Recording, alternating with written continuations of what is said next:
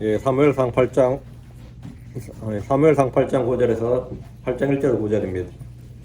사무엘상 8장 1절 9절이고요. 오늘 8장 6절 말씀 같이 읽읍시다. 사무엘상 8장 6절 우리에게 한 왕을 주소서. 사무엘상 8장 6절 같이 읽읍시다. 그러나 그들이 이르기를 우리에게 한 왕을 주어 우리를 재판하게 하소서 하였을 때 그 일을 사무엘이 기뻐하지 아니하여 주께 기도하며 우리에게 왕을 주어 우리를 재판하게 하소서. 우리에게 왕을 주소서. 우리에게 한 왕을 주소서. 자, 기도합시다. 위대하시고 거룩한 주 하나님 감사합니다. 하나님께서 은혜 주셔서 오늘 주의 말씀을 선포합니다. 하나님께서 이 기록된 영감으로 주신 이 말씀들 성도들 마음 안에 잘 전달되게 해주시고 또 성도들 마음에 은혜가 넘치게 해주시옵소서. 주의 성령이 참 저희가 구하는 것 생각하는 이상으로 부어주시고 지혜가 넘치게 하시고 권능 있게 하시고 은혜가 있게 하여 주시고 또 더 풍성한 생물 누리게 하여 주시옵소서. 아버지 하나님 오늘 이제 마지막 이 연수로는 이제 마지막 날 이제 주의 전날 예배를 드립니다. 아버지 하나님께서 올 한해도 참 은혜롭게 또 모두 일에 동행해 주셔서 감사합니다. 또 계속해서 저희가 주의 오심을 바라보며 또 계속 주의 말씀을 선포하고 또 이 말씀으로 살아가기를 원합니다. 전능계주 하나님께서 복을 주십시오. 이 시간도 특별히 은혜가 넘치게 해주십시오. 감사드립니다. 주의 성기도합니다. 아멘. 네. 오늘 말씀은 이스라엘 백성들이 그들을 재판하던 사무엘에게 한 왕을 달라고 구한 장면입니다. 이스라엘은 출애굽 이후로 그들을 다스릴 통치자를 따로 두지 않았습니다. 하나님께서 또 특별히 율법을 주시면서 이 제사장 체계에 대해서는 엄하게 누구를 세우라 이렇게 이 제사장 체계는 딱 확립을 해주셨는데 법으로 이 왕에 대해서 정치 체계에 대해서는 뭐 지방자치제를 하라든지 뭐 왕정을 하라든지 공화정을 하라든지 어떤 이 정치 체제에 대해서는 주님께서 일체 언급이 없으셨습니다. 말씀 안 하셨어요. 그들은 주께 받은 성문헌법이 있었죠. 예. 이 성문헌법이 그 당시에 이 문자적 성문헌법이 있었다는 건 엄청난 이야기예요. BC 1500년경에 성문헌법이 있었다고. 여러분 생각을 해봐요. 조선의 법이 언제 생겨요? 조선 성종 때 경국대전이 만들어진다고. 상상을 해봐요. 그 격차를. 이 법의 그 정교함도 엄청나다고. 그 한무라비 법정 같은 게 사실 말이 법이지 법이에요 그게. 근데 이 성경 이 법은 뭐 완전히 차원 자체가 다르다고. 그 정교함이라든가 그 공의로움이라든가 이런 게. 그래서 여러분이 대륙 헌법이라고 그러죠. 프랑스 뭐 헌법이라든가 뭐 독일의 헌법이라든가 만들 때요. 전부 다 그 헌법학자들이 모세오경 연구한 겁니다. 모세오경을 근거로 다 법 만든 겁니다. 모세오경은 미국 헌법도 마찬가지예요. 전부 다 이 헌법학자들은 지금도 마찬가지입니다. 법 만들 때는 기본적으로 기본 텍스트가 모세오경이에요. 여기에는 뭐가 없는 거예요? 이 정치제도, 그 레이제사장 체계를 세우셨고 그에 따른 법을 위했는데 그런 특이하게도 그들을 위해 왕을 세우지 않으셨습니다. 여기 만약에 왕정을 정해버렸으면 지금도 이스라엘 수상제도가 안 되는 거죠. 국가적으로 지금 이스라엘 지금 수상을 세워놨잖아요. 성경에 정치제도를 딱 규명을 안 놨기 때문에 그런 겁니다. 누가 왕이 되고 그 아래 통치 체계를 어떻게 해야 될지에 대해서는 하나님께서 아무에게도 권위를 주지 않으셨습니다. 모세가 여수론의 왕으로서 실제 광야 40년 동안 모세의 권위는 웬만한 입헌군주국이 아니라 절대 왕정국가, 전제군주국가의 왕보다 모세의 권위가 사실 뛰어났죠. 모세가 여수론의 왕이었다 이래 되는데 웬만한 이 왕을 능가하는 그런 힘과 권위를 가졌고 이 신적인 권위를 부여받았습니다. 그런데도 아무도 이스라엘 사람들이 모세를 이스라엘의 초대 왕이다 이런 사람은 없어요. 모세가 이스라엘의 초대 왕이었다 이런 사람은 아무도 없다고. 그리고 모세는 자기 아들이 아니라 여호수아를 후계자로 세워가지고 그의 지위를 이어받겠지만 그는 이스라엘의 지도자 장군 목자로서 뭐 여러 가지 어떤 이름으로 불렸는지 몰라도 아무도 여호수아를 왕이라고 한 사람은 없습니다. 아무도. 이스라엘에서는 따로 왕을 필요로 하지 않았던 것은 주께서 모세를 불러 그들 위해 목자로 세우셨고 여호수아에게 기름을 부어 그들을 인도하는 목자로 세우시는 것처럼 계속해서 그런 식으로 필요한 때에 주님이 세우시는 목자가 있다 이거예요. 모세를 세우셨고 여호수아를 세우셨고 또 뭐 일이 터지면 또 그런 목자를 그들 위해 하나 세우셔서 그들을 인도하시고 구출하신다. 이런 게 있었단 말이죠. 그래서 계속해서 주님이 세우신 한 사람이 그들에게 있다고 생각하기 때문입니다. 민수기 27장 17절에 그가 그들 앞에서 나가고 그들 앞에서 들어오게 하시며 또 그들을 밖으로 인도하시고 또 데리고 들어오게 하소서. 그리하사 주의 회중이 목자 없는 양같이 되지 않게 하옵소서. 목자 없는 양같이 되지 않게 하옵소서. 모세는 자기 아들이나 형제들 중에 한 사람을 세워서 자기 뒤를 잇는 해습 체제가 아니라 주께 기도해서 주께서 택하신 사람 하나를 형제들 인도할 수 있는, 형제들 인도하고 가르치고 먹일 수 있는 그런 사람을 세워달라는 거예요. 그 직무를, 그래서 그 사람, 주께서 택하신 사람이 안수를 하고 자신의 직무를 위임했습니다. 이것은 구약과 신약이 똑같습니다. 교회는 성도들의 투표로 목자를 선출한 것이 아닙니다. 그리고 자격시험을 봐서 통과한 사람들을 목자로 임명하지 않습니다. 하나님께서 모세와 여호수아를 세우듯이 주께서 사사들을 불러서 직접 임명하시듯이 그렇게 주님께서 한 사람을 부르시고 기름 부어서 회중의 목자가 되게 한 겁니다. 여호수아는 정복전쟁을 마치고 주의 말씀에 따라 땅을 배분한 뒤에 자기의 지위나 역할을 누구에게 물려주지 않고 죽었습니다. 소위 말하는 후계자를 세우지 않았다 이 말입니다. 이스라엘은 제사장 체계는 율법에 따라 확립되어 있었지만 정치 체계는 전혀 확립되어 있지 않았습니다.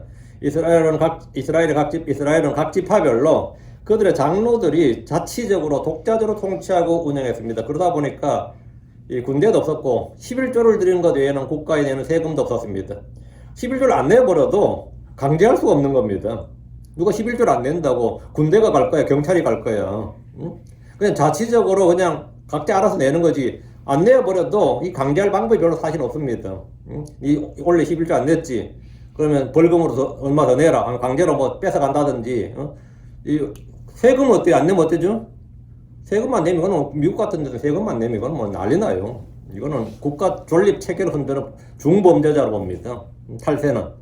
그렇다고 해서 뭐 제사장들이 가서 레이지파들이 가서 네 세금 안 냈지 이럴 수는 없는 거 아니에요. 네 11조 원래 안 냈지. 속에서 냈지. 이거 다 조사할 거예요. 어떡할 거예요?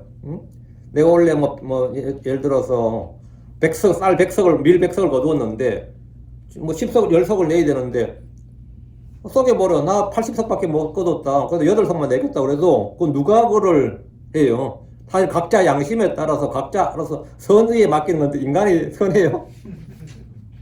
인간이 선하자고. 제가 어떤 인권운동가, 하는 사람들이, 악한 고용주나 기득권 세력에 맞춰서 우리 약하고 선한 이 노동자들을 보호한다 이런 거 하죠. 민권 변호사나 인권운동 하는 사람들이. 세상에 그런 건 없어요. 악한 사용자, 예를 들어 악한 주인 밑에 내가 하는 이런 거 법을 좀 아는 사람이고 내가 그런 의도가 있다면 악한 주인으로부터 악한 종을 지키는 일을 하는 거예요. 무슨 말인지 알겠어요? 노동자도 악하고 주인도 악한 거지. 노동자는 선하고 사장은 악한 게 아니에요. 악한 사장 밑에 악한 종을 보호하는 게 그게 인권운동이에요. 악한 주인 밑에 선한 종을 보호하는 게 인권운동이 아니고, 둘 다 악하다고, 둘 다. 이게, 이스라엘도 그렇게, 그럼 율법도 잘 안 지키던 사람들이, 11조 잘 냈겠어요? 당연히 잘 안 냈죠. 그러니까 이스라엘 전 백성이 다 11조 냈으면, 성전 미어 터지지. 한번 상상을 해봐요. 성전 미어 터지지. 그래서 이 정치 체계가 확립이 안 돼 있었단 말이죠.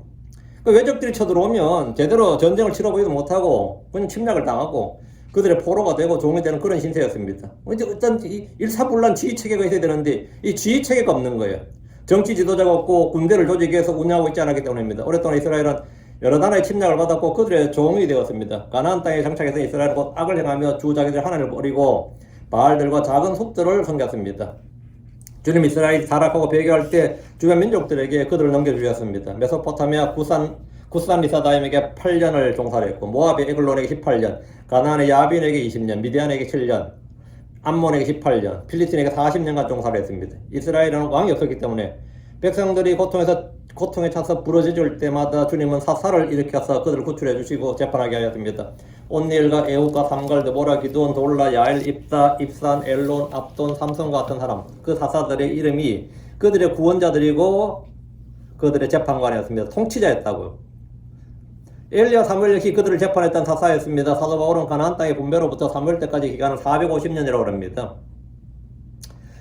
사도행전 13장 20절에 그 뒤에 예언자가 사무엘 때까지 딱 450년 동안 그들의 재판관들을 주셨느니라, 사사들을 주셨느니라 이제. 그 뒤에 예언자 사무엘 때까지 약 450년 동안.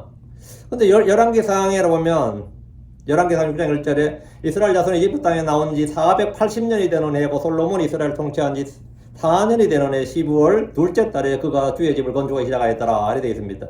우리 이런 곳에서 연대기적 혼란을 좀 겪습니다. 이것은 사사시대에 이스라엘이 이방인들에게 6번이나 종살이를 111년 동안 했기 때문입니다. 이스라엘 출애굽 후에 오랜 세월이 지난 후에 이제는 우리도 왕정으로 정치 체계를 바꾸고 좀 왕이 있어서 중앙 집권제였고 이 자치 각 지파별로 이 연방제로 해가지고 장로들이 그냥 자치적으로 다스린 게 아니라 좀 이 법은 받아놨는데 법을 집행할 정치 제도가 없으니까 이제 왕을 세워서 신정 체제를 종식하고 왕정 체제로 바꾸자고 이제 제안을 한 겁니다. 우리에게 한 왕을 주셔서 이 말은 왕정 체제 통치를 원한다는 겁니다. 우리나라 국민들이 80년대에 한 게 뭐죠? 예. 법을 바꾸자. 그때 뭐냐면 우리가 직접 대통령을 뽑자는 거였습니다. 그 직선제 개헌이었어요. 그걸로 그렇게 난리 쳐는 겁니다. 직선제 개헌하자고. 그 직선제 개헌해가지고 누가 대통령이 됐어요? 노태우 씨가 됐지. 직선제만 개헌하면 자기들 이럴 줄 알았는데 웬걸? 노태우 씨가 돼버리네. 직선제 개헌하고 나니까. 그런 식이 된 거죠. 그런데 막 그렇게 직선제 개헌을 원했다. 우리가 직접 뽑는 대통령을 원한다. 이런 식이었는데 이스라엘은 지금 그게 그런 게 아니라 우리는 이제 뭐죠? 우리가 누군지도 모를 사람이 건너 갑자기 사사로 나타나고 하는 건 도저히 이거는 안정성이 너무 떨어지고 아예 왕을 나라 딱 정해놓고 대대로 이어지면 예측이 가능하잖아요. 그래도 왕정을 하자. 주변 다른 나라도 다 왕정인데 그 왕정을 하자. 왕정 체제, 왕정 통치를 원한다 이겁니다. 자, 본문 보겠습니다. 1절. 그리고 이런 일이 있었으니 사무엘이 늙었을 때에 그가 그의 아들들을 이스라엘 위에 재판관들로 삼았더라. 그리고 이런 일이 있었으니 이 말은 뒤에 있는 말씀들, 즉 사건이 확실히 났고 성취되었다는 겁니다. 역사적 사건을 기록할 때 그리고 이런 일이 있었으니 이런 말은 어떤 사건 앞에 기록하는데 이건 자연스러운 기술 방법입니다. 킹제임스 성경에 나오는 이 표현은 현대분들은 싹 다 빠져버렸습니다. 그래서 놀랍게도 킹제임스 성경을 표방한 한글 역분들도 현대 역분들을 따라서 이 표현을 모두 제거해버렸습니다. 그리고 이런 일이 있었으니 하나님께서 이스라엘이 그들 가운데 있는 우상들을 제거하고 죄를 자백하며 회개하고 돌아왔을 때 필리스틴에게 큰 승리를 주었습니다. 그리고 땅도 회복했어요. 사무엘이 주께 부르짖어 기도하자 큰 천둥을 보내서 필리스틴 군대를 흩어버렸고 이스라엘은 그들을 추격하며 놀아겠고 잃어버린 땅을 찾았습니다. 그게 에베네셀이죠. 사무엘이 이스라엘 재판한 동안 필리스틴은 이스라엘 지경 안으로 감히 들어오지 못했습니다. 그러니까 그들이 남의 나라 포로가 되고 뭐 전쟁에 지고 하는 것은 왕이 없어서가 아니라 그들이 주를 버리고 주의 법을 잊어버렸기 때문인 것이지 왕이 없어서 정치 제도의 문제는 아니었어요. 정치 제도의 문제는 아니었는데 근데 그들 생각은 그랬던 거죠. 그 사무엘이 이스라엘 재판한 동안에는 평하고 온 거죠. 한마디로 평하고 온 거죠. 사무엘은 40년 동안 이스라엘을 제사장으로 섬겼고 예언자로서 주의 말씀을 가르쳤고 사사로서 그들을 재판했습니다. 이제 그런 사무엘이 늙었어요. 늙었다고. 어떨 것 같아요? 사무엘을 길렀던 전임 대제사장이자 사사였던 엘리가 늙었을 때 그의 아들들은 아버지를 대신해서 이스라엘 재판했던 것처럼 사무엘 역시 자기도 늙으니까 그의 아들들을 이스라엘 위에 재판관으로 삼았습니다. 일종의 세습이죠. 세습입니다. 근데 사무엘 아들들도 뭐죠? 기본적으로 제사장이에요. 예, 제사장 집안이잖아요. 기본적으로 제사장이야. 예언자는 아닌지 몰라도 기본적으로 제사장이고, 그건 재판관으로 삼은 거죠. 왜? 제사장은 기본적으로 뭐 하는 거죠? 재판도 담당했으니까. 예. 그러니까 뭐 자연스럽게 이제 아들들 둘을 이제 재판관으로 직무를 위임했는데, 사무엘의 아들들은 아버지가 제사장이기 때문에 당연직으로 제사장으로 주의 일을 해야 됩니다. 그러나 이 재판관이라는 것, 사사란 것은 세습되는 게 아닙니다. 유대 탈무드에 보면 이때 사무엘의 나이가 52세, 52이라고 되어 있는데 그렇다면 그리 늙은 나이도 아니에요. 52이면. 그렇죠? 엘리가 100세 가까이 죽었어요. 엘리 98세였잖아요. 성경에 보면. 사무엘이 어린 나이에 주의 말씀을 받아 사역을 시작했고 40년의 직무를 수행했다면 보통 율법에 따라 30세에 공적 사역을 시작한 걸로 보고 그걸 감안하면 이때 사무엘의 나이가 언뜻 짜보다 좋게 70세는 넘어 보입니다. 그럼 70세가 넘어 보인다면 사무엘이 늙었을 때 이 말이 뭐 대충 그 정도 됐겠구나 싶은 거죠. 2절. 이제 그의 맏아들의 이름은 요엘이요. 둘째 아들의 이름은 아비아더라 했죠. 요엘과 아비아가 되는 거죠. 그들이 브엘세바에서 재판관들이었더라. 사무엘이 재판관들로 삼았던 그의 아들들의 이름은 요엘과 아비아입니다. 엘리의 두 아들 홈리와 비나스처럼 사무엘도 두 아들 요엘과 아비아가 있었고 그들은 늙은 아버지를 도와서 재판관의 일을 맡았습니다. 그들이 브엘세바에서 재판관들이었더라 했죠. 브엘세바는 일곱의 우물, 맹세의 우물이라는 뜻으로 창세기 21장부터 나오는 아주 유서 깊은 땅입니다. 아브라함이 필리스틴 사람들과 언약을 맺은 곳이 브엘세바였고 그는 그곳에 작은 숲을 심었고 주 영존하신 하나님의 이름을 불렀습니다. 브엘세바는 아브라함, 이삭, 야곱이 모두 관련되어 있는 역사적으로 좀 유서가 있는 그런 땅입니다. 사무엘의 고향 라마는 약 80km 떨어진 곳이었고 늙은 사무엘이 이곳까지 가서 이 순회 재판을 하는 건 좀 무리였기 때문에 아들 둘을 그리 보내서 이곳을 통치하게 했습니다. 브엘세바에서 재판관들이었다는 말은 그곳의 관리, 수령이었다 이 말이죠. 한마디로. 당시 사사는 통치자란 뜻이었습니다. 자, 3절. 그리고 그의 아들들이 그의 길들로 걷지 아니하고 도리어 옆으로 돌이켜 이익을 추구하며 뇌물을 취하였고 재판을 굽게 하였더라. 사무엘 아들들은 금수저잖아요. 태어나 보니까 아버지가 사무엘이야. 제사장이고 예언자고 사사야. 그렇죠? 금수저예요. 홈리아 비나서도 금수저고 이스라엘 최고 통치자 명문가족에 태어난 금수저들이라고. 그러니까 이들이 이렇게 잘 하는 건 좀 무리죠 사실. 보통 이럴 때. 사무엘의 아들들은 사무엘과 달랐습니다. 그 아버지 그 아들이란 평을 받으면 좋겠지만 아들들은 아버지와 달랐습니다. 보통 아들들이 아들이 아버지가 의사면 아들도 의대 가라 그러고 아버지가 법관이면 아들도 법관으로 키우려고 그러고 보통 그러죠. 왜? 좋은 직업은 자식도 하게 하고 싶어 해요. 당연히. 아버지가 큰 교회 목사면 어때죠? 아들들도 목사 시키고 싶어 하죠. 근데 내가 좀 작은 교회 목사한다면 하지마 하겠지만 왜 그거 하려고는 하지만 요즘은 연예인들도 보세요. 옛날에 연예인하면 딴따라였어요 그냥. 근데 요즘 연예인 뭐 어때죠? 연예인은 걱정할 바가 아니잖아. 제일 쓸데없는 걱정 연예인 걱정이라고 그러잖아요.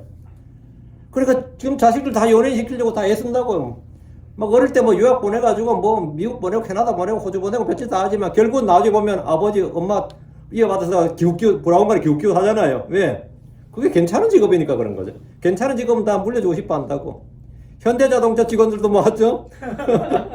기아자동차 직원들도 합니까? 자기 자식들 자기 퇴직하면 거기 꽂아놓고 싶어 하잖아요. 그래서 노조 그들 그렇게 요구하는 게 뭔데 음서제도 아니야. 자기 자식들 지가 해보니까 어때?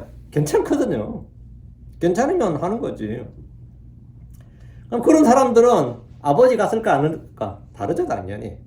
그러니까 사무엘의 아들들도 당연히 아버지는 달랐죠. 그리고 그의 아들들이 그의 길들로 걷지 아니하고 이 말은 아버지 사무엘이 걸었던 의로운 길이나 주의 길로 걷지 않았단 말입니다. 이스라엘 왕들이 다윗의 길들로 걷지 않았던 것 같습니다. 주께서 우리에게 걸으라고 주신 길은 의의 길이요 생명의 길이요 주의 길이요 믿음의 길 화평의 길 진리의 길 지혜의 길입니다. 그러나 요엘과 아비야는 죄의 길 사망의 길 멸망의 길 구분 길 이방인의 길 파멸의 길 탐욕의 길 음행의 길 사악한 자의 길로 걸었습니다. 그들은 옆으로 돌이켜 이익을 추구했고 뇌물을 취했습니다. 그 있는 놈이 다 하다고 그죠?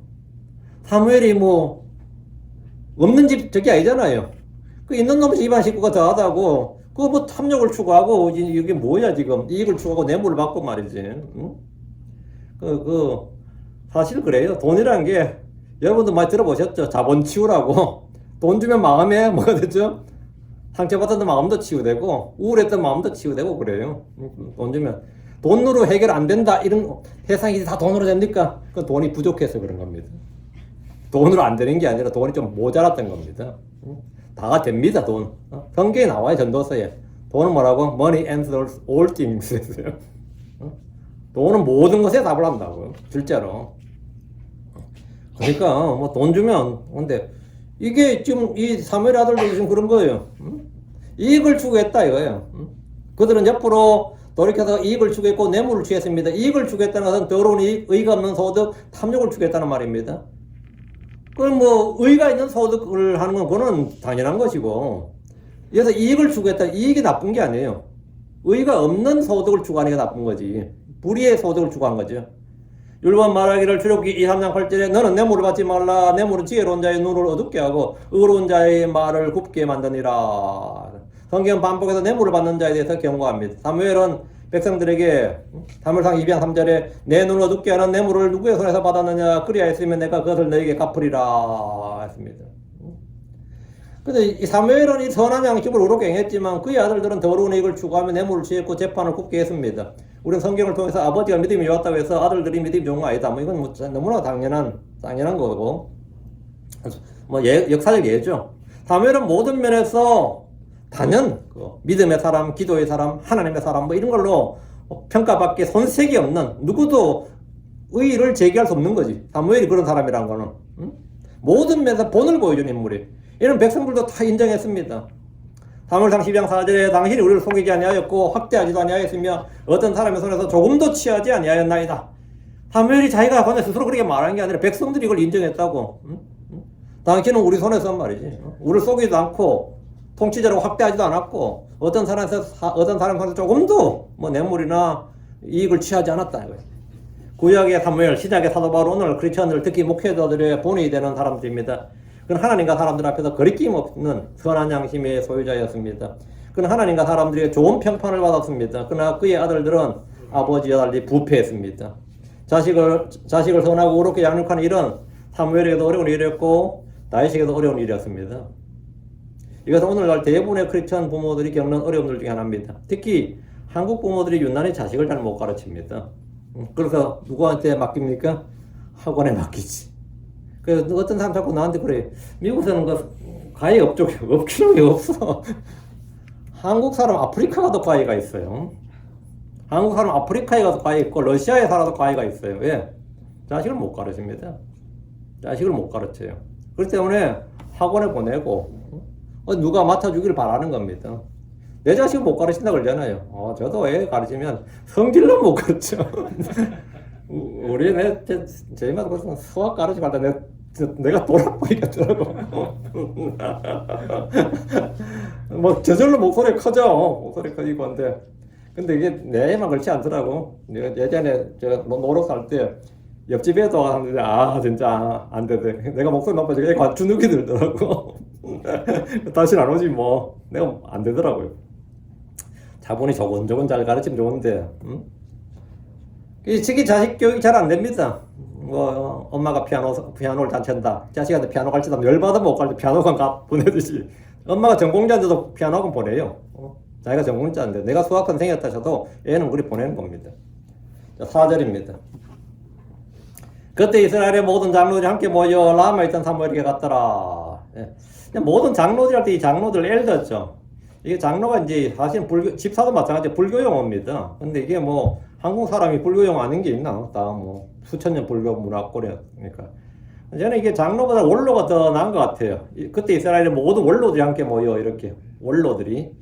근데 이게 워낙 오랫동안 100년 이상 써왔던 단어이기 때문에 그냥 장로들 해놨는데 그때 이스라엘의 모든 장로들이 함께 모여. 근데 장로가 당시 이스라엘 연방국가에서 각 지방자치제니까 뭐라고요? 예, 통치자예요 사실은. 예. 이스라엘의 모든 장로들, 이 말은 12지파의 장로들을 말합니다. 이스라엘의 장로들은 각 지파의 대표자들이고 우두머리들입니다. 신약성경에서 교회의 장로들 뭐죠? 교회의 감독, 목자를 말합니다. 사도 베드로나 사도 요한도 장로였습니다. 요즘 우리말로는 원로가 되는 겁니다. 국가 원로 이런 거죠. 로마의 원로원 이런 거 있죠. 원로랑 원로. 이제 원로가 되는데 국가에서도 나이 많고 존경 많은 사람들을 국가 원로라고 우대해 주는데 이스라엘의 장로들은 실질적으로 이스라엘을 통치하는 사람들입니다. 이스라엘의 모든 장로들이 함께 모여 라마에 있던 사무엘이 갔습니다. 장로들이 나이 든 사무엘을 찾아서 이제 갔던 건 뭐냐? 뭔가 건의사항이 있는 거죠. 요구사항이 있었던 거예요. 그게 뭐냐 이거예요. 사무엘이 지금 이스라엘 최고 원로였고 제사장이자 사사였고 예언자였단 말이에요. 장로들이 뭔가를 결정할 때 사무엘의 허락과 지지를 필요로 했습니다. 자기들끼리 모여서 결정할 수도 있는데 지금 현재는 어쨌든 사무엘이 공식적으로 국가 최고 원로란 말이죠. 이 사무엘의 명을 뭐 어기고 할 수 있는 방법은 아니죠. 사무엘이 지금 사사니까. 사무엘이 갔어. 어쨌든 라마에 있던 라마 사무엘의 고향이고 집이 라마에 있었어요. 라마에 있던 사무엘이 갔더라. 이제 아주 중요한 결정이 필요한 거죠. 5절. 그리고 그에게 말하되 보소서 당신은 늙었고 당신의 아들들은 당신의 길들로 걷지 아니하나이다. 이제 모든 민족과 같이 우리에게 한 왕을 세워 우리를 재판하게 하소서. 이스라엘 장로들은 사무엘에게 말했습니다. 당신은 늙었고 이제 갈 때 다 됐지 않았냐. 참 노인들한테 늙었단 말은 싫어하는데 그래도 사실이지 어떻게. 당신 늙었고 이 말은 이제 곧 죽을 때 됐지 않냐 이 말이에요. 이제 곧 갈 때 됐지 않느냐. 더 이상 이제 사사 못하지 않느냐 이거예요. 근데 당신은 늙었고 지금 당신이 자꾸 당신의 아들들 둘을 지금 이렇게 세우는 것 같은데 당신의 아들들은 당신의 길들로 걷지 아니하나이다. 사사 자기가 없다고. 우리가 사사로 인정해 줄 수가 없다고. 우리는 당신 아들 세운다고 해서 당신 죽고 나서 당신 아들들 사사로 세운다고 우리가 따르거나 하지 않을 거다 이 말이야. 사무엘 입장에서는 참 청천벽력 같은 말이죠. 늙어서 이런 말 들으면 참 서럽지. 응? 사무엘이 지금 은퇴할 나이입니다. 나이가 들어 이스라엘의 도시들을 순회하며 재판할 수도 없고, 그렇다고 사무엘의 아들들이 아주 든든해가지고 아들들한테 내가 너희들에게 맡기노라 이러거나 내가 너희를 사사로 임명한 것이 나의 최대의 업적이 되게 하라 뭐 이렇게 하고 이러면 좋겠지만, 지금 이거 하는 짓이 지금 벌써 평판에 앉아서 싹수가 노랗다는 거 있잖아요. 그 사무엘의 아들들은 사무엘같이 재판관의 역할을 잘할 수 있는 능력이나 성품이나 지혜나 인품이나 믿음이나 뭐 어쨌든 뭐 갖춘 게 없었습니다. 그래서 그냥 유일한 한 가지 뭐죠? 사무엘의 아들이라는 것밖에 없어요. 그게 그 보통 건 아니에요, 사실은. 사무엘의 아들. 이것만 가져도 뭐 큰 장점이긴 한데, 당신의 아들들은 당신의 길들로 걷지 아니하나이다. 이스라엘의 장로들은 사무엘의 아들들이 사무엘의 후임으로 이스라엘을 재판하는 것을 원치 않았습니다.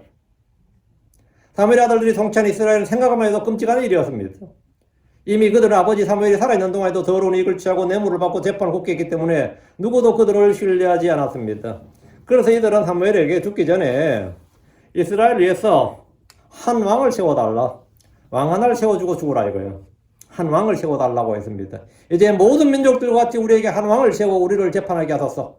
이스라엘 장로들은 정치적 안정을 원했습니다. 무정부 시대와 다름없는 지금의 정치 체계를 끝내고 이제 우리도 다른 나라들처럼 다른 민족들처럼 왕정 시대를 한번 열어보자. 중앙 집권적 통치, 최후 군 통치권자가 항상 있는 그 왕정국의 왕은 뭐죠? 항상 최후의 대법관이에요. 왕정국의 왕이 대법원장이라고. 왕은 입법자일 겸 뭐죠? 예. 또 재판관이라고. 그래 이제 왕정하자 이거죠. 왕을 하자. 그런 왕을 세운다 이제. 하고 세우자 이거죠. 다른 나라들 다 보니까 왕이 다 있는데 이스라엘만 왕이 없다. 그래서 사무엘에게 우리를 다스릴 한 왕을 세워달라. 그 사람에게 우리를 통치하게 하고 우리를 재판하게 하고 전쟁 나면 우리를 대신에 싸우게 하고 하자. 이런 겁니다. 합리적이죠 사실은. 우리를 재판하게 하소서, 이 말은 우리를 통치하게 하소서 이 말입니다. 왕을 요구하는 것은 잘못이 아닙니다.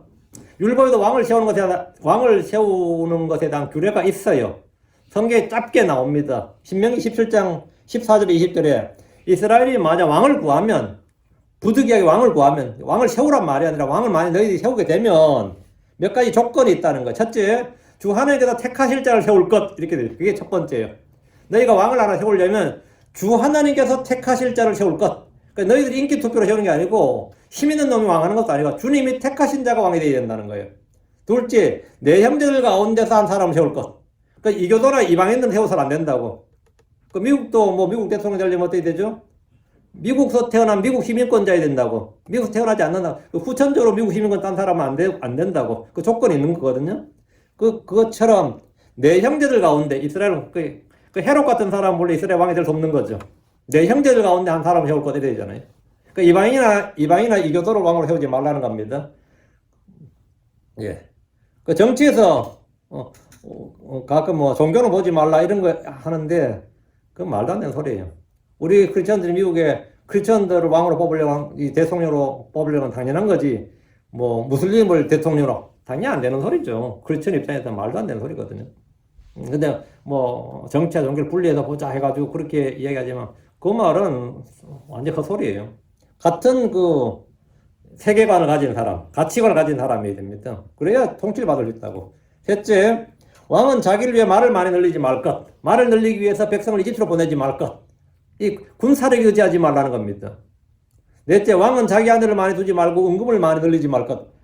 왕은 자기 아내를 많이 두지 말고 다음 뭐 은금을 많이 늘리지 말라. 뭐 자기 아내를 많이 두지 말라는 뭐 그렇다 하시지만 은금을 많이 늘리지 말라. 왕은 통치하려면 통치 자금이라는 게 필요한 겁니다. 통치 자금이라는 게. 지금처럼 뭐 이런 것도 아니고 왕정국에서 왕은 모든 것을 금일봉을 하사해야 된다고. 돈 안 주는데 누가 충성을 해요? 정치만큼 돈이 필요한 것이 없습니다. 정치만큼. 특히 왕정국가에는 끊임없이 왕이 뭐 돈을 쌓아놓고 있어야 됩니다. 그런데 은금을 많이 늘리지 말라고. 그럼 부수합이 되죠. 다섯째, 왕은 자기를 위해 율법을 책으로 한 권 필사해서 평생 곁에 두고 읽을 것. 여섯째, 주 안에 누락을 외우며 율법의 모든 말과 법규를 지키고 행할 것. 일곱째, 왕은 형제들 위로 자기 마음을 높이지 말 것. 이게 왕이야? 허수아비지. 이거 뭐 거의 명예직이지 이 정도면. 응? 이렇게 주님께서 명령을 하시 율법에다 딱 기록을 해놓은 거예요. 왕은 이렇게 해야 된다고. 그러니까 주의 명령에 따라 좌우로 치우치지 말 것 이러는데 이스라엘의 장로들은 사무엘이 늙자 더 이상 그가 이스라엘을 재판할 수 없을 것이고 그의 아들들이 재판한 것도 원치 않았기 때문에 아예 왕을 세워서 왕정 통치로 가자고 했는데 왕이 될 사람은 이래야 된다는 거예요. 왕이 될 사람은. 이런 사람은 왕으로 뽑아야 된다. 이런 사람은 사실 없어요. 없다고. 이스라엘 내에 없어요. 사무엘이 아무리 찾아도 이런 사람 못 찾아. 하나님이 찍어내야 된다고. 첫 번째가 돼야 돼. 주 하나님께서 택하실 자 이렇게. 사람들 간에는 안 된다고. 이스라엘도 왕을 통한 지배, 강력한 왕정국가의 필요성을 느끼고 있었던 건 분명합니다. 6절. 그러나 그들이 말하기를 우리에게 한 왕을 주소서라고 한 그 일이 사무엘을 기쁘게 하지 아니하였더라. 이에 사무엘이 주께 기도하였더라. 사무엘이 그 말 딱 듣고 나서 기분이 좋았어요, 안 좋았어요? 기분이 안 좋죠. 왕정으로 가자는 이스라엘 장로들의 요청과 건의사항을 들었던 이 사무엘은 기뻐하지 않았습니다. 늙은 사무엘은 자기를 부정당하는 것 같았을 것이고 탄핵당하는 느낌이었을 겁니다. 사무엘의 아들들에 대한 평가 역시 부정을 품는 사실이었을 것이고 우리에게 한 왕을 주소서 이 말은 그들의 말에 불쾌했던 것은 장로들이 늙은 자신과 자기 아들들을 핑계로 왕을 요구했다는 겁니다. 사무엘은 자기 아들들의 비행과 불법과 부정부패가 왕을 요구하는 빌미를 준 것에서 기뻐할 수가 없었습니다. 그러나 그들이 왕을 요구한 근본 동기는 따로 있었는데 그것은 바로 신정 통치의 한계를 지적하고 불신한 겁니다. 사무엘이 왕을 구하는 그들의 요구를 기쁘게 받아들이지 못했던 것은 당시 사사했던 그에게는 너무나 당연한 일입니다. 이에 사무엘이 주께 기도하였더라. 사무엘은 자신의 불쾌한 감정을 장로들에 드러내기보다 먼저 주께 기도했습니다. 이 일에 대해 주의 뜻을 물어봐야 됐기 때문입니다. 이것은 이스라엘의 국가적 운명을 좌우하는 문제로 사람들끼리 모여 쉽게 결정할 일이 아니었던 겁니다. 요즘 성도들이 기도한다고 해도 기도를 통해 주의 음성을 직접 듣거나 계시를 받았다는 그런 증언이 거의 없습니다. 성도들이 뭐 물으면 제가 기도해보고 결정하겠습니다. 근데 기도해보면 하나님께서 이렇게 해라 그렇게 하는 그런 응답이 오면 좋겠지만 그런 거 없단 말이죠. 말은 기도해보겠습니다 그러지만 또 어떤 거 결정하고 나서는 내가 간절히 기도한 후에 결정했습니다 그러잖아요. 성도들 다 그런 말 해요. 목사님들도 그렇게 하고 성도들 보통 그렇게 기도하죠. 그리고 간절히 기도하고 나서 한 내린 결정이 뭐죠? 지가 원래 하고 싶은 대로 해. 지가 처음부터 하고 싶었던 대로 결정을 내린다고. 기도해서 결정했다고 말은 하는데 기도 안 해서도 그 결정했을 거야. 실제로 대부분 안 그래요? 나만 그런가? 말은 기도해보고 뭐 중요한 문제 생기면 기도하는데 사실은 저도 이제 예수 믿은 지가 벌써 몇십 년 많이 됐죠. 이제 40년 가까이 됐잖아요. 본 게 있을 거 아니야. 기도는 거의 요식행위라고요. 그리고 자기 마음을 달래지는 정도지. 보통 성도들이 기도응답을 받았다는 식으로 말하는 걸 보면 자기가 원하는 것 미리 답을 정해두고 합리하는 정도입니다. 저는 이번에 어떤 목사님이 기도응답 받았다는 간증을 들었는데 간절히 기도하고 그 응답 받았다고 말하더라고요. 이번 선택의 문제에 있었는데 하나님께 기도응답을 해주셨구나 했는데 저는 그거 전혀 안 믿습니다. 주께서 그분의 답을 주신 것이 아니라 이것이 주님의 답이겠구나라고 스스로 답을 선택하고 결정한 것이었습니다. 결정한 것이었어요. 그래서 제가 간절히 기도해보고 응답됐습니다 하고 제가 전화통화를 잠깐 했는데 전 그 말 들을 때 좀 가정스러웠어요. 기도 응답됐다고 하는 말 들어서 내가 부정할 수는 없고 좀 가정스러웠다고. 그 말은 뭐죠? 놀고 있네 이거야. 놀고 있네. 기도해서 응답되긴 기도 응답돼서 벌써 몇 달 전부터 미치도록 그걸 하고 로비까지 하고 다니던 사람인데 기도응답이야.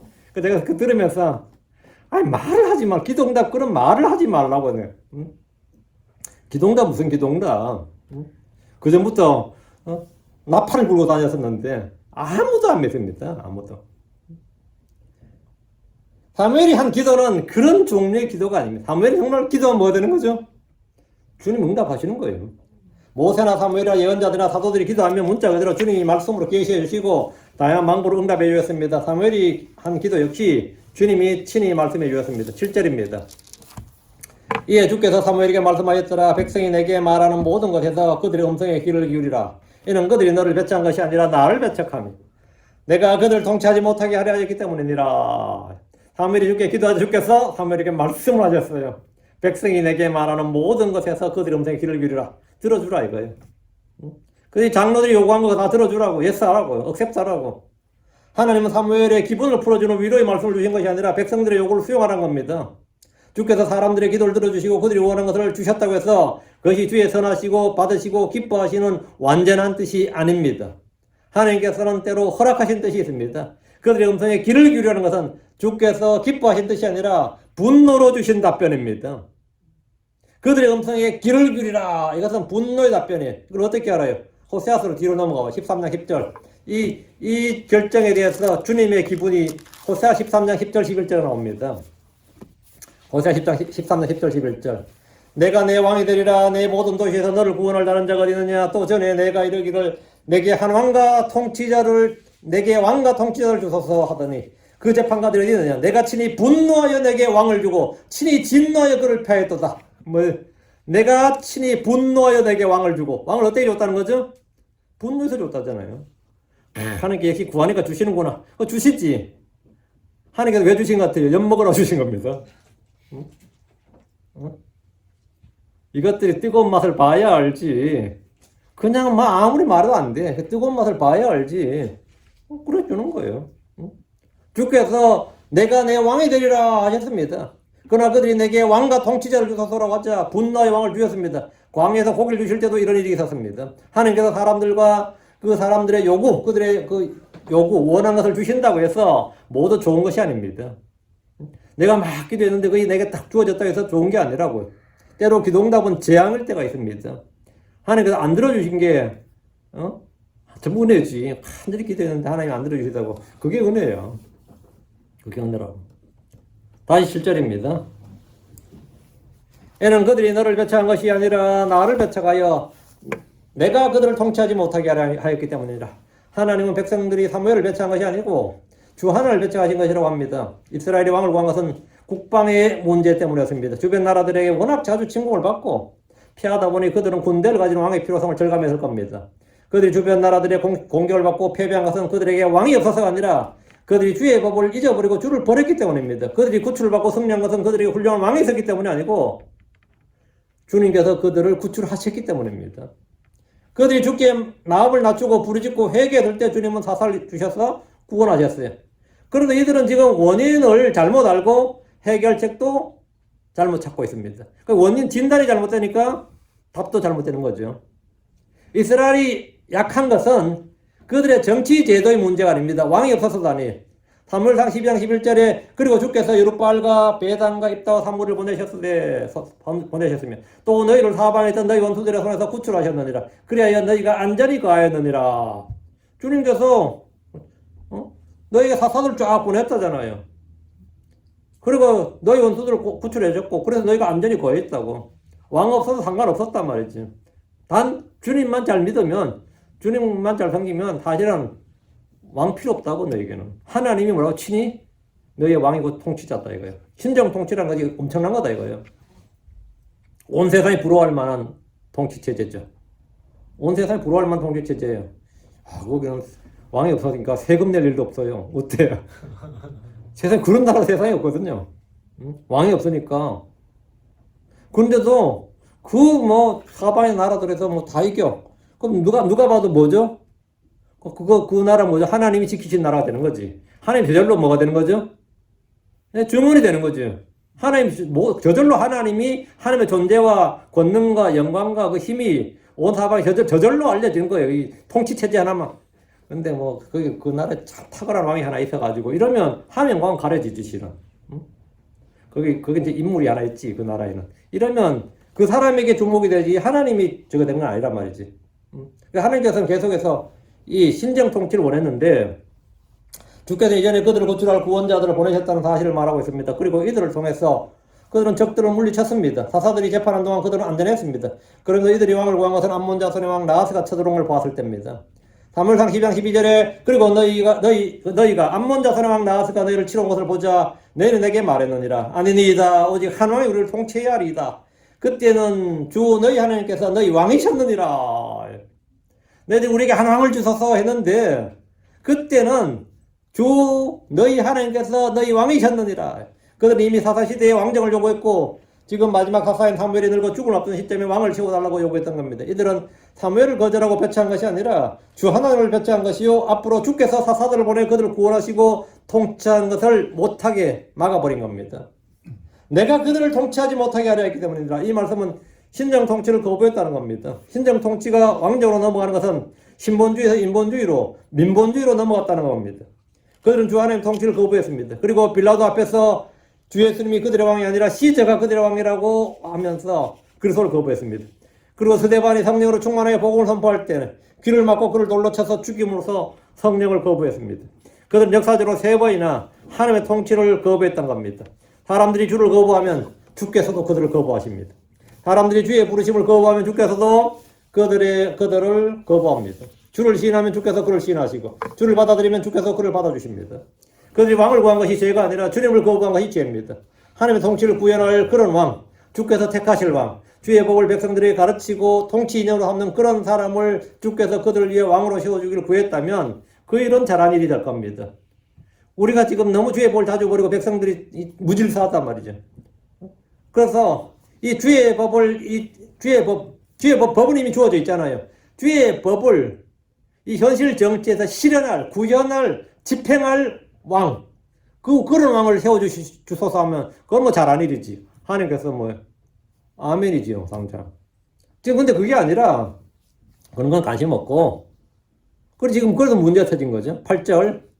내가 그들 이집트에서 데리고 올라온 그날부터 심지어 이날까지 그들이 행한 모든 행위들에 따라, 그들이 그렇게 나를 버리고 다른 신들을 섬긴 것 같이, 그들이 내게도 그렇게 행하는도다. 이들이 주를 버린 것처럼, 이제 하나님의 종, 사무엘도 버린다 이거죠. 하나님 이스라엘의 반역이 출애굽 때부터 있었다고 말씀하셨습니다. 내가 그들을 이집트에서 데리고 올라온 그날부터, 우리 이 말씀을 통해 출애굽의 밤 6월절이 지난 그날부터 지금까지 그들이 행한 모든 행위들이 주를 기쁘시게 한 것이 아님을 알 수 있습니다. 주께서는 그들의 행위가 악한 행위요 반역임을 분명히 말씀해 주셨는데, 광야에서 이들의 반역은 10번이나 반복되었습니다. 불평불만은 끊이지 않았습니다. 백성들은 주님께 감사와 찬양을 돌린 것이 아니라 계속해서 불평을 했고, 마침내 가데스 바네아에서는 다시 이집트로 돌아가자는 결의를 할 정도였습니다. 광야의 40년의 세월과 가나안 정복 전쟁 때, 그리고 그 이후의 사사시대 전날들 동안 그들의 모든 행위들이 이미 성경에 기록되어 있습니다. 그들이 그렇게 나를 버리고 다른 신들을 섬긴 것 같이, 주께서는 이스라엘 행위를 다 보셨고 그들의 행위에 따라 갚으시는 분입니다.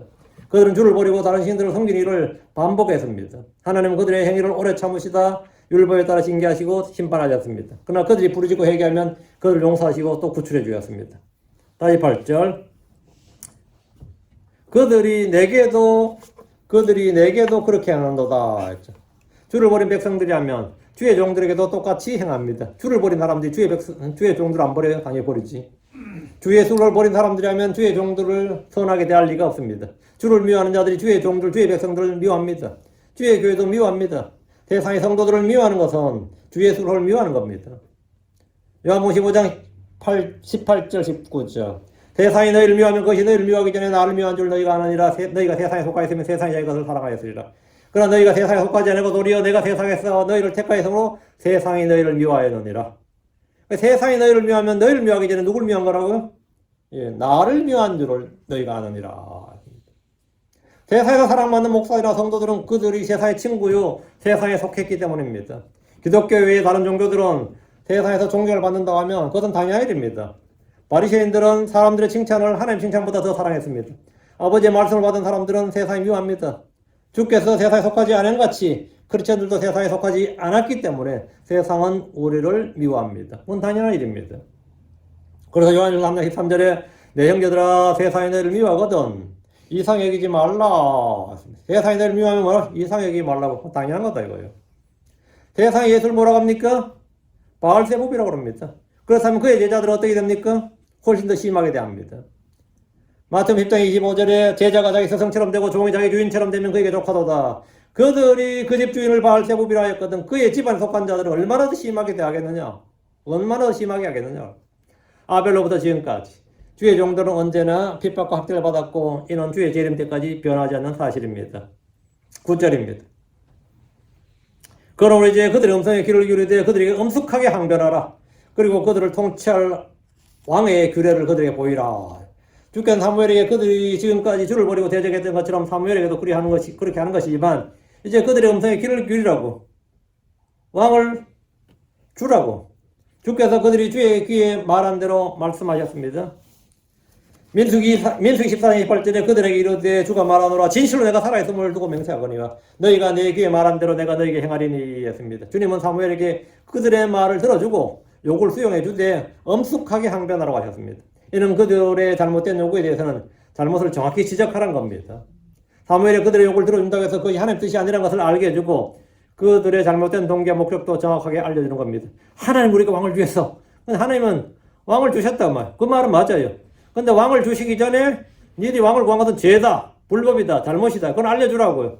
그리고 너희들의 왕이 세워지면 이렇게 왕정은 이렇게 된다. 그래서 너희들 나한테 따지거나 항변하지 마라 이거예요. 응? 그건 너희들의 선택이다 이거지. 응? 너희의 선택이다.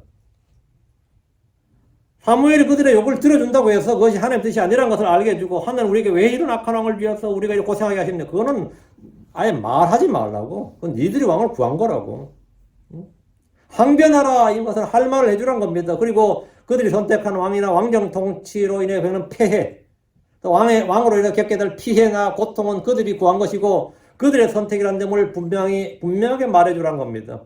선한 왕이라면 몰라도 악한 왕이 그들을 통치하게 되면 차라리 왕이 없는 것보다 더 못합니다.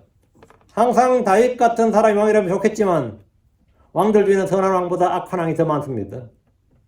이스라엘이 왕정을 원했기 때문에 왕으로 인해 받은 모든 폐해는 그들이 책임져야 한다는 것도 말해줘야 됩니다. 그건 너희들의 책임이다 이거예요. 다시 9절입니다. 그리고 그들을 통치할 왕의 규례를 그들에게 보이라. 그들을 통치할 왕의 규례를 보이라면 지금까지 왕이 없었잖아요. 이제 왕이 생기면 뭐죠? 왕궁도 지어야지요. 그렇죠. 왕이 당연히 왕의 토지가 따로 있어야 되잖아요. 또 왕은 내시도 필요하고 국료도 필요해요. 그럼 백성들에서 뽑아 올리는 거예요. 그 인력을 어디서 구해요? 왕 밑에서 해야 될, 근위들 만들어야 될 군대, 상시 군대가 필요하다고요. 그럼 또 뭐죠? 군대 의무 복무 해야 된다고. 지금까지 없었던 거예요. 지금까지는 나팔 울면 몰려와서 그냥 전쟁하고 다 각자 헤어졌지만, 이제는 뭡니까? 26개월 몇 개월 복무를 해야 된다고. 그러다가 지금 노역도 해야 되고 세금도 내야 되고 장난이 아니죠. 하나님은 사무엘에게 왕의 규례를 백성들에 보여주라. 왕정 통치의 법과 제도, 백성들의 의무와 군역과 세금과 노역과 왕이 백성들을 학대하고 징벌하는 거, 왕이 재판을 받고 판결을 내리는 거, 백성들 중에 어린 자녀들 잡아다가 환관이나 시녀들로 삼는 일 등에 대해서 자세히 말해주라는 겁니다. 너희들 원했는데 다 이렇게 된다고. 이전에는 전혀 없었던 군역과 노역과 세금 부담만 더 엄청나게 늘어나게 됩니다. 그들을 통치할 왕의 규례를 보여줘도 그들은 여전히 왕이 있어야 된다고 하면 그들의 소원대로 왕을 주라는 겁니다. 지금까지는 11조 좀 떼먹어도 어때요? 그건 하나님 앞에서 문제였지. 지금 세금 떼먹으면 이제 왕정에서 세금 떼먹으면 어떻게 되죠? 바로 징벌 받아요. 지금부터는 이제 어림도 없는 이야기죠. 이제는 왕이 칼을 갖고 있잖아요. 왕이 권력을 갖고 있다고. 그럼 항변한다고 해도 그건 소용없어요. 왕이 절대 권력자인데 이제는. 그렇게 이제 말해주라고. 그래서 왕을 계속 구하면 주라고. 야, 그러면 안 되겠는데. 그러면 안 되겠는데. 이러면 좋겠지만, 그럼 우리가 왕을 구했다가 악한 왕이 생기면 우리 완전히 엿대는 거네. 이러면 돼요. 야, 이 좀 심각하다. 생각 좀 해봐야 되겠다. 이런 게 되겠지만, 지금, 이거 어떡하지? 이렇게 되는데, 하여튼 사무엘은 말을 해줬어, 실제로. 근데 그들이 그걸 원하면 왕을 주겠다는데, 그래서 우리 왕이 필요하다고 그랬어요, 그들은. 그것은 그들의 선택이기 때문에 그에 따른 책임과 의무도 그들이 담당해야 된다. 그들이 구한 왕으로 인해 그들이 고통을 받고 압절당하고 재앙을 당할 때 그것은 그들이 모두 감당해야 됩니다. 하나님 아버지 이런 건 소용없어요. 선택에 대한 책임, 결과는 온전히 그들이 감당해야 될 목심을 그들에게 보여주라는 겁니다. 주를 누리하고 백성들을 불쌍히 여기는 목자의 심정을 지며 선정을 베푸는 왕이라면 더할 나위 좋겠지만 역시 왕정을 한 거 잘했어. 이래 되겠죠. 우상을 숭배하고 탐욕스러운 왕, 양떼를 먹이는 것이 아니라 잡아먹는 그런 왕이라면 그 폐해는 왕을 구했던 그들의 몫입니다. 근데 대부분의 왕은 어떠죠? 자기 권력을 즐기지. 섬깁니까? 즐기지. 우리는 의의 왕, 화평의 왕, 성도의 왕이신 주 예수로의 통치를 받는 성도들입니다. 그래서 우리는 그런 통치를 하시는 그 예수 그리스도를 온전히 왕으로 섬기고 그분의 통치를 받아야 됩니다. 그리고 이 땅에서 사는 동안 그 주님의 통치를 받으면 당연히 마음의 평안과 기쁨과 은혜가 넘치고 의의 열매를 맺게 될 겁니다. 그러나 이 주님의 통치를 거부하고 다른 왕을 구하면 내가 아닌 다른 뭐가 왕이 되면 그때부터 이제 트러블이 심각해지는 겁니다. 그 스스로는 자초하는 거지. 스스로 자초하는 거예요. 그 내가 온전히 주님만을 주 예수를 주 예수님이 나의 주 나의 하나님 나의 왕이시다. 예수님만이 뭐라? 나의 왕이시다. 그분이 나를 의로 나를 화평으로 다스려 주시고 은혜로 통치해 주시고 주의 성령으로 나를 이끌어 주시고 인도해 주시고 가르치시고 이게 이 주의 통치를 받지 않으면 여러분 누구에게 다른 무언가의 통치를 받게 됩니다. 지배를 받게 돼요.